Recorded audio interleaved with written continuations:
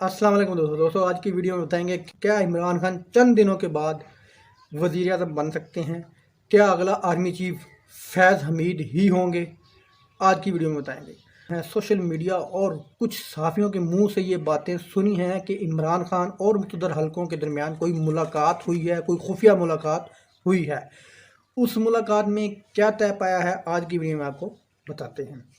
उस मुलाकात में ये तय पाया है कि इमरान खान साहब आप ही अगला आर्मी चीफ का चुनाव करेंगे अपने हाथों से। जनरल बाजवा की रिटायरमेंट के बाद आप आर्मी चीफ का चुनाव करेंगे। इन चोरों और डाकुओं और लुटेरों के हाथों आर्मी चीफ का चुनाव नहीं होगा। आप शहबाज शरीफ के खिलाफ अदम एतमाद जमा करवाएं, उसमें नवाज शहबाज शरीफ नाकाम होंगे, जिसके बदले में आपको वोट पूरे मिल जाएंगे, आप वज़ीर आज़म मुंतखब हो जाएंगे।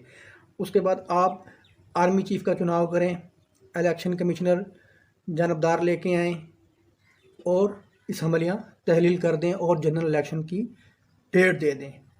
उस मुलाकात में ये बात तय हुई है, जिससे ये इन लोगों की टांगें कांपती हैं।